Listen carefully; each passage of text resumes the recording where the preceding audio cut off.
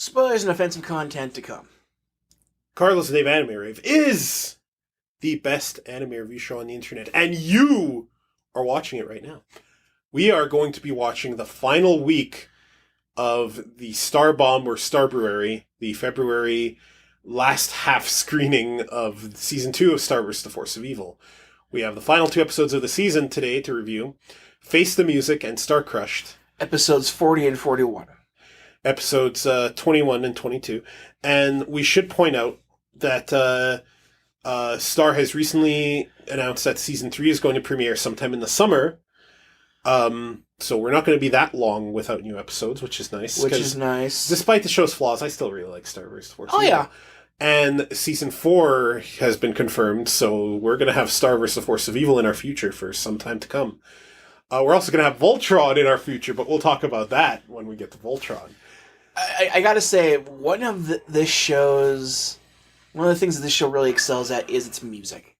Yeah, I like the music. A lot of it is, at least the title theme is by the same composer who did the Gravity Falls theme. And I think there's some other involvement from Gravity Falls folks for the music here. It's got kind of a weird pixel art, 8-bit quality, but mixed with modern synth. It's nice. I'm actually following the guy who does most of the music. And I really have to hold back from visiting his site when a new episode's coming up. Giant spoilers in the track names, right? He'll post music with, a single picture of what it goes with. And it's like, oh, no, close the window. Marco murders a man. Boom, ba-doom, ba-doom, ba-doom. Actually, that was kind of like what happened here recently. It was like, Toffee versus so-and-so. It's like, whoa, what? Yeah. Speaking of which, in terms of spoilers, I have not seen these. I have had to scroll past many an image from Tumblr. So I kind of have an idea what half of the plot is. Yeah. The part about Toffee I didn't know, but I expected. Like what you just said right now. Obviously Toffee is coming into play here. Well, but at the same time, I didn't see anything Toffee related in the images that I saw. And that wasn't even a spoiler. That was from like 2-3 weeks ago. Oh, and plus, I mean, spoiler alert, Toffee comes back. Pretty sure I'm right. I'm pretty sure I'm dead right. If he doesn't come back in body, he's still in Ludo's mind. I mean, technically, he did already come back, so... Yeah. But you know what I mean. I know. Is he going to be back in body as well as in mind? Sure. And is Ludo going to be relegated back to being a shitty character again? I hope not. No, I hope not either. But was most of his ability from Toffee, who was in his mind? My greatest fear with these 2 episodes, we'll see if it comes to fruition. Last season finale, I was a little disappointed because I thought there's a little too much setup and a little too little resolution. And if these 2 episodes are just set up for the future without resolving a lot of this season's stories and hanging plot threads, I'm going to be a little miffed that they did it twice in a row. Yeah, but I was more disappointed last season, and I said why. Because they kind of stumbled when they didn't have to. For sure. And I think that's going to be a continuing thing with this show, unfortunately. Well, okay, let's be honest with ourselves. Star Wars The Force of Evil has already established itself as a show that is going to sometimes be silly and pointless, and sometimes remind us that it can do Gravity Falls or Steven Universe levels of storytelling. It is that show. It is literally, it is as mixed a bag as anything I've ever seen. Mm-hmm. It never delves into true wretchedness, but its moments of greatness are rare enough that I wouldn't consider this, one of my top anything shows. I would consider some of its episodes among my favorite episodes of anything, though, for sure. I mean, I loved last episode's Just Friends. That was a good episode. That moment right there, the fact that they were singing along with it and didn't realize that the song was basically them, masterful. Yeah. I have listened to that track on repeat at lunch at work. That episode made the news because of all the non-heterosexual kissing they showed in that episode. I saw it right when it happened, and I was like, good. I didn't need to point it out because this it shouldn't be noteworthy that they're having inclusion. Well, I think it should be noteworthy in the positive sense that we're finally getting over that, and it should not be noteworthy when some fucking white idealist in the States somewhere talks about how they shouldn't be sexualizing the show when they would have had no problem if every couple was a heterosexual one kissing. Because it's kissing. It's relationships. It's not more sexual just because it's the same sex, you know? But, hey man, I'm glad Star did that, and I'm glad that it's... I hope they go one further. They give me the Jan Star. They take it one further, and they thumb their nose at every fucking bigot on this planet. Did you see the previews for this episode? I've seen no previews. Okay. I actually caught the preview of some of the music, obviously, for this one. I do know that the lead singer of Fall Out Boy yes, is a character. He's a minstrel or a bard or something. Yeah. This is another tune that I like. You know, I completely forgot that the current Queen Butterfly's first name is Moon. And this is really, really confusing to me that her name is Moon. Because I keep thinking to myself, oh, is this an alternate timeline Sailor Moon story? No.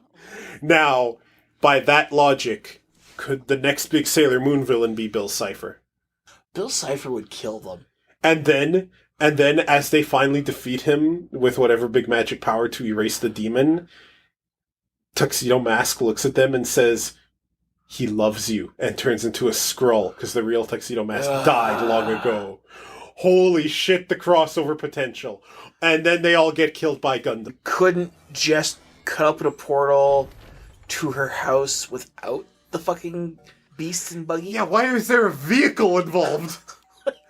They can wormhole teleport with extraordinary precision. I was going to say he couldn't just teleport to her room, but that would be creepy. He could teleport to her front door. Exactly. Hey, Star! Oh, man! You know, I don't really have anything to say in Cloudy's voice, but I feel like a moral obligation that every time he appears, I gotta fucking say something like, Cloudy! You know... Have we really unpacked the Cloudy character? Ludo's parents? Seriously?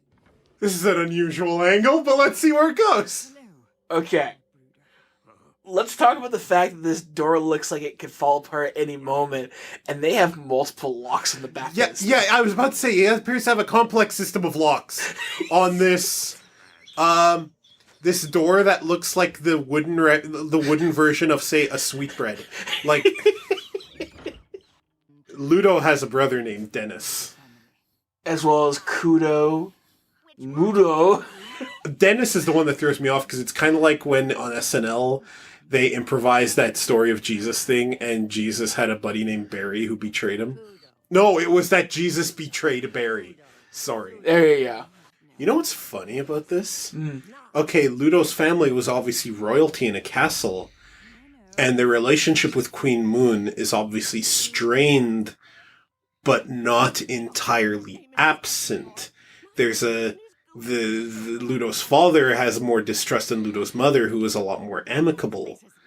That's a little strange given what we know about the family history. I wonder if this family of monsters, Ludo's royal family, was somehow placated or paid off in order to assist in the takeover of monsters, which is a thing that happens in colonialism. Like, white supremacy benefits greatly from when people of color take their side, which is gross and abhorrent, but it happens, right? Like, the round head does not fit the bigger body on Dennis. No, Ludo's minuscule body really aesthetically complements this head a lot better.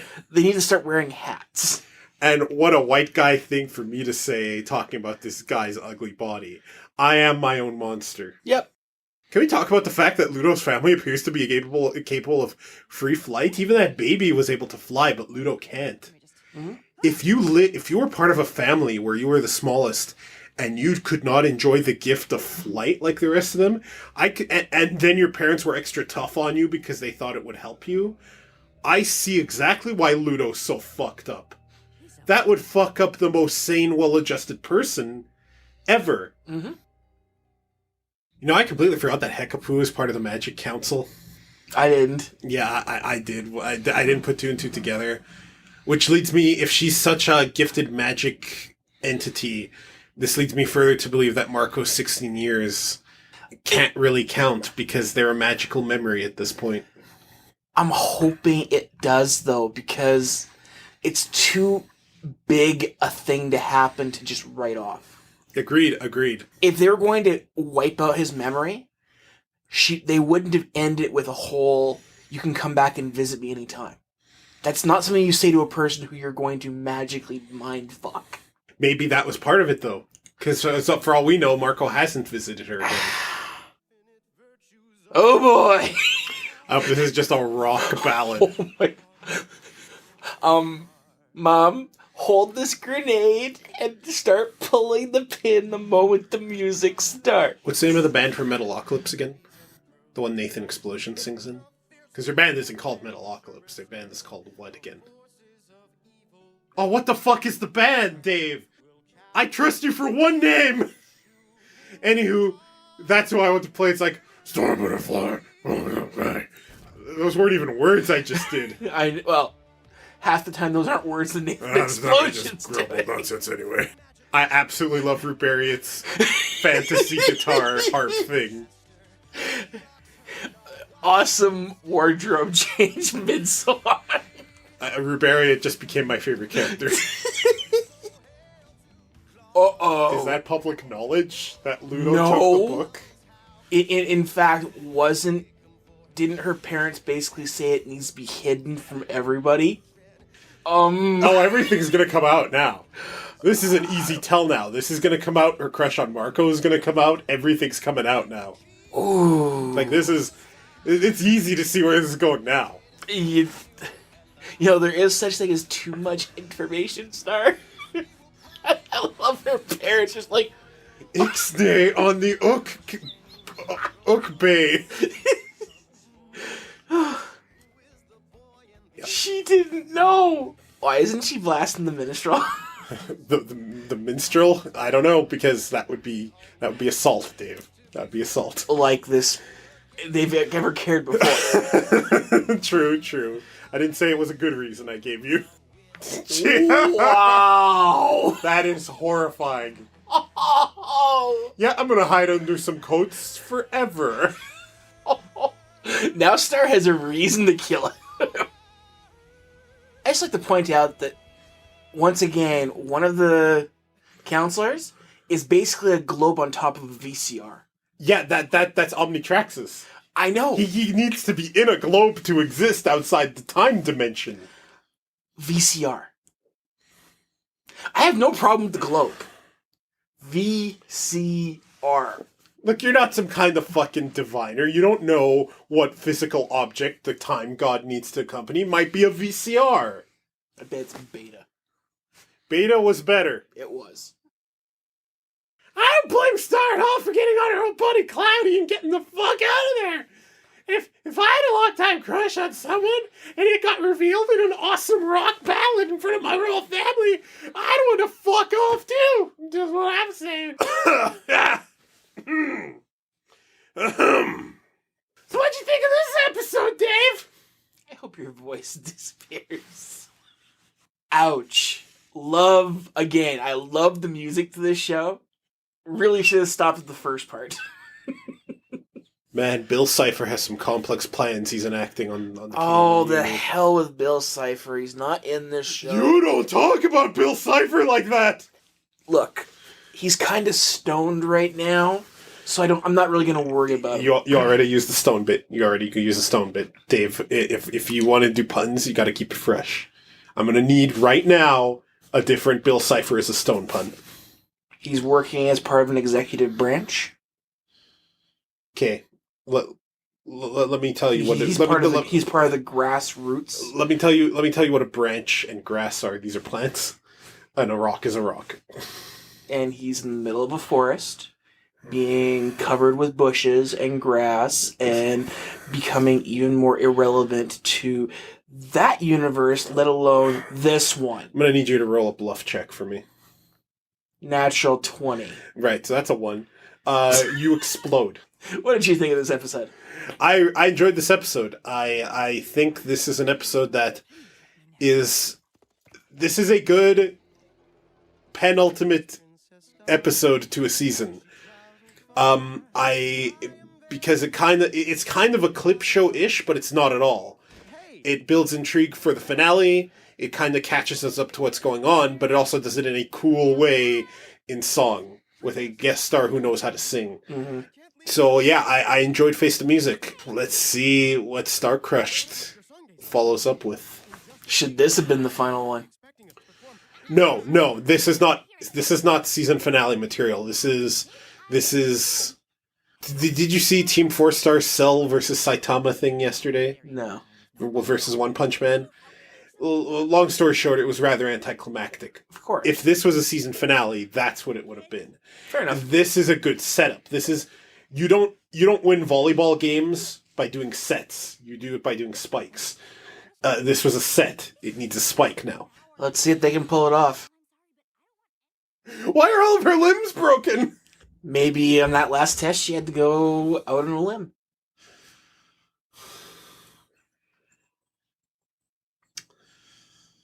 You know, let me tell you the story of a boy named Carlos and the dreams he once had. He had aspirations. He envisioned himself a thought leader, some sort of idea person who people could listen to and be inspired by. But there was a dark cloud hanging over Carlos. A dark cloud named Devaniel. I make everything better with my puns. Devaniel was like a disease. He entered through your pores. And he never left. Not even the New Republic's most potent Bacta tank could purge the disease. Nope. That is Dave. Nope, I'm part of you. Jackie is so cool. Like, I love her. She's great. She's a great character, and I'm certainly hoping that the show's not going to somehow turn around and try and make it star in Marco again. Agreed. I don't want this Destiny shit anymore. I think Marco and Jackie work, and I want Star and Jana, man. And Tom can maybe find a girl or boy too. I don't care. I saw a really good picture there, Dave. Whenever Star's talking to her. Okay, Dave, we talked about the pronoun thing. Who's her? Jenna. Yes. Jenna's face is all... Happy. I know the one you're talking about. Okay, and the moment she's talking about boys or anything else, frown/not smile. Yes, I know. The clues are here. Just do it. Fuck foreign markets. Make them official. Fuck Disney. Okay, I realize that doesn't work. It's never gonna happen. I hate this planet. Then again, no one would have thought that Disney would have actually thrown in same-sex kisses. So who knows? Who knows? It's progressive, but they still just background characters, right? Same thing with the background gay couple in Gravity Falls. Awesome. And they were named characters who actually spoke and had characters. But Disney will be progressive one moment and regressive the next. It's weird because they're so big with so many different creators and subsidiaries and whatnot. It's like, look, me saying fuck WWE until they get over their Trump fucking support is one thing because that's one entity and I can avoid paying for anything WWE related very easily. With Disney... You can't. No, I realize, but I mean, in general, I can mostly separate that out. Disney, no. And not every part of Disney is bad. Just like how not every pro wrestler is a bad person. Yeah. Not every pro wrestler supports Trump. A lot of them just hate him. Like, I get that. But I mean, I just want Star and Jana to be a thing. I just want it to happen so bad now. If the show does the Starco Destiny thing, fine, because Star and Marco do have chemistry. Yep. And hell, you know what? If they do that and they pair Jackie and Jenna somehow, I'm okay with that too. I don't know. I'm just so I'm scared is what I am. for this show, for a lot of the potential this show has and the potential to also fuck it up royal. Now, Marco and I can barely make eye contact because of Rubariet's dumb song. I mean, Marco actually thinks I have a crush on him. Yeah, but don't you though? What? No! Okay, maybe once. You forget that Ponyhead is actually extremely perceptive and observant. It's like... I don't know how I was going to follow up on that. Yeah, she's extremely perceptive and observant. Well, don't you? I mean... It was kind of obvious. There's that one time you, wrote I love Marco all over your room in lipstick and started laughing maniacally. That was very scary. By the way, that was yesterday. You mentioned it earlier, but you saw Jen as annoyance again. God damn it, yes, I want the Jen star. I'm so scared, Dave. I'm so excited. I'm so excited. I'm so scared. Caffeine pills. Saved by the Bell. Award-winning episode. He looks so weird with his haircut. He looks so weird. Just a bit. Doing pretty great, Dad. Oh, that's good. Hey, where's your partner in crime? Oh, Jackie? I guess we are pretty good partners. Star, Marco. I was talking about Star. Oh. Jackie is no criminal. Star, however, now she's a criminal. I haven't heard any explosions or magic sounds. She okay? Well, things are a bit weird between us right now. What could be weird? 2 teenagers sharing a home? 1 boy, 1 girl? Oh no. Just the moment it actually hits him, it's like, oh no. I imagine that conversation happening with, Alex's parents and Lunar. What could be weird? 2 teenagers, 1 boy, 1 girl, hormones raging, Jesus Christ. His guitar is the same level as Guitar Hero. Can I just point that out? Maybe she should be playing a Vuvuzela. Sorry, Dave, if you're talking, I can't hear you. My ears are still ringing from that World Cup in South Africa. Didn't they ban those things? A lot of events banned vuvuzelas. I hear they're making a comeback as a way for people to fight alt-right shitheads by just blowing vuvuzelas whenever they start preaching in public, which I completely agree with. I would rather hear 1 million vuvuzelas than some alt-right piece of shit talking about anything. He's draining their magic. That's what happened to Moon. Uh-oh. And if Toffee in Ludo's body is already strong enough to just clown these assholes, and he's just getting stronger by the moment, they're in trouble. Well, I wouldn't use anticlimactic for it, but again, we got a setup episode for season 3. I'm glad she came clean on having a crush on Marco, and I'm really glad that they're not making us wait a year until more. But I think last season's finale was better. Don't get me wrong, seeing Toffee kick the entire Magic Council's ass and Moon's was cool, but we're actually left with more of a SEP episode than last year's finale. Yeah. In Halo 2. Oh god. The final episode of the game, you play as the Arbiter. I like the Arbiter, so I'm okay with this. And the Arbiter and his team finally team up with the humans. They abandon the Covenant because they realize the Covenant is in the wrong, and they're basically playing into the Flood's hands. And you fight the Brute Chieftain as the final boss, as the Arbiter. I remember. Then you beat him. And then the game shows Earth, because they hint that Earth is the key to destroying the Halos and the Flood forever. And they're like, where's that located? And then Earth, because they've been hinting that Earth is the Ark, or whatever. I remember. And then Master Chief is there on a ship, and they're like, Chief, what are you doing here? He says, here to finish the job. And man, that last level on Earth, where Chief just touches down and it's one big fight to lead up to Halo 3, is just so amazing. Except it's not. That didn't happen. The moment that Chief said he had to finish the job, the game cut the credits. Mm-hmm. I have zero issue with setups and cliffhangers and making us really desire the next season. I have a big problem with not wrapping up the season's story. And this is 2 seasons in a row now that Star vs. the Forces of Evil has not wrapped up its season. It's kind of sort of addressed things and then left questions for the future. The sort of is what bothers me. Neither Face the Music nor Star Crushed are bad episodes. Mm-hmm. But Star Crushed is not a good season finale because Star Crushed should have been the penultimate episode. Face the Music, Star Crushed, one final one. One final one to give us, to see us, to have us see Toffee get his body back, to have us see one big, a big climactic battle with Star and Marco involved, and then to set up for the season 3 hook, which is Star has to leave Earth. That's what I was hoping for, and again, we're robbed of it. And you're right, the last season finale, for all its faults, at least gave us something like that. There's a big showdown between Star and Toffee, and there were big world-changing revelations, and it was still a setup. And for all its flaws, it did that a little better than Star Crush did. Well, yeah, at least last year's finale. Last season. Was it last year as well? Well, it's last season. Last season's finale.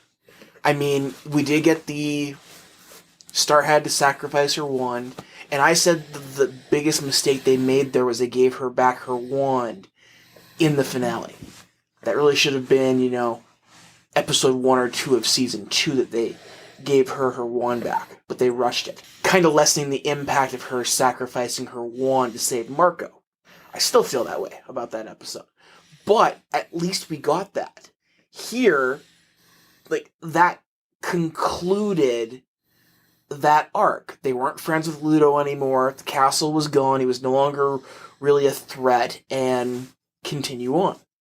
Here, we get something I would expect from, say, Stargate or Star Trek Next Generation for a to-be-continued episode cliffhanger. Mm-hmm.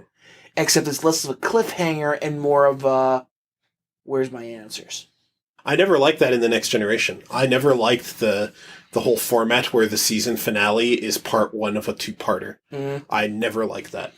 And I understand the logic behind it, because it really gets you pumped for that first episode of the next season. Mm-hmm. On the other hand, you had to wait 6 months for the next episode. 6 to 12. Yeah. The thing is, you can still set up for the future while still resolving what happened now. My Hero Academia did that pretty well.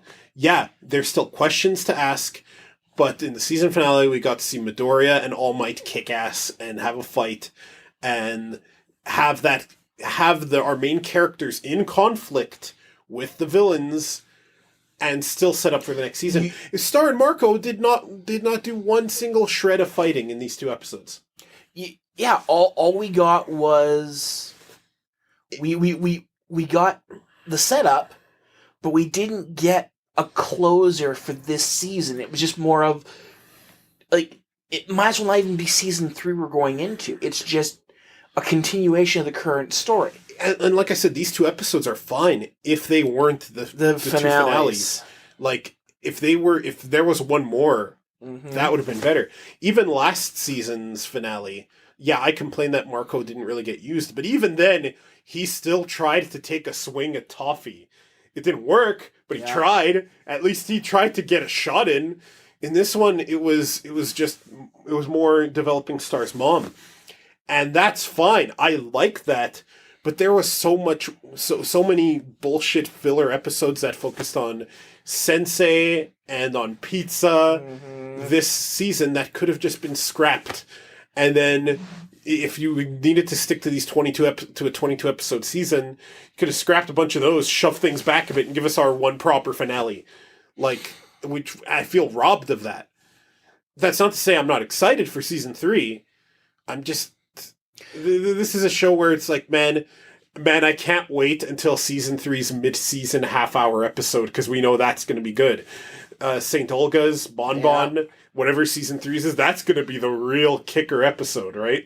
Yeah, and that's what bugs me here. I mean, they could have cut out a little bit of... they could have cut the whole Beyond the Rooftop. I disagree.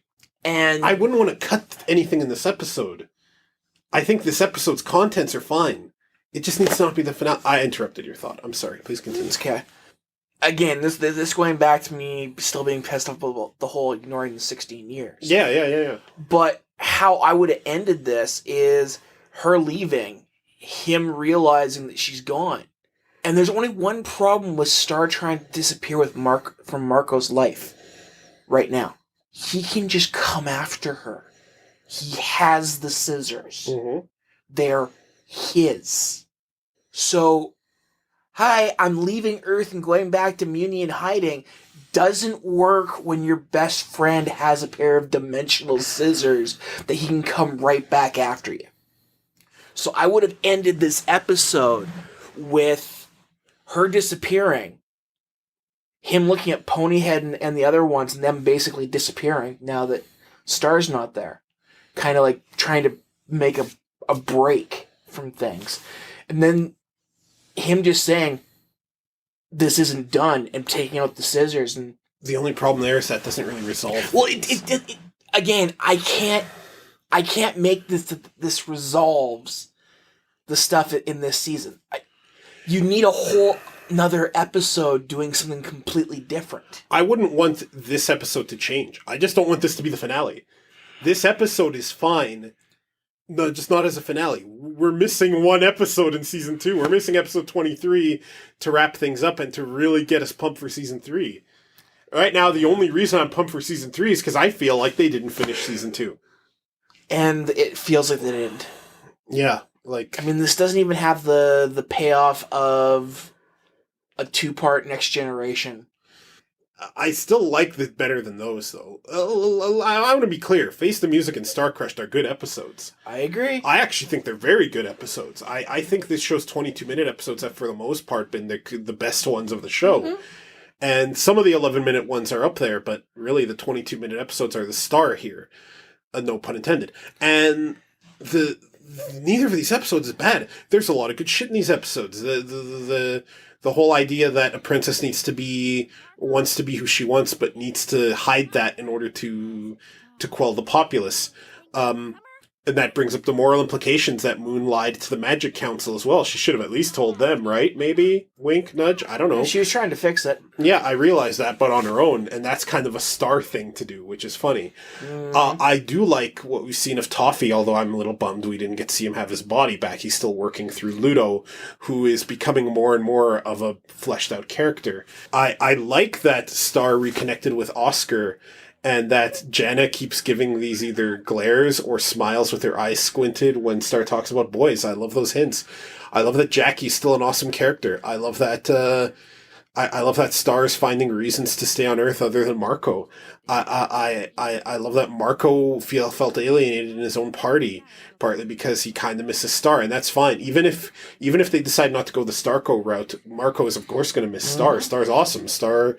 He loves Star. He cares about Star a great deal. These episodes are good. And there's good material there. It's just that I feel like we're missing one last episode in this season is all. Agreed. You know what we're not missing? Carlos and Dave Anime Rave, the best anime review show on the internet. We're not missing it because we're doing it right now. You can find it at animerave.xyz. There are a lot of hot moms in this show. You know, Marco's mom, Star's mom. And I'm like, I'm available, ladies. I know you're cartoons and you don't exist, but call me. Give me a ring. I don't have a magic phone like Star does, but, one could argue that modern cell phones, which are basically just palm-top computers, are a sort of magic. I'm going to end this before this gets more sad. Oh, call me, please. I need love.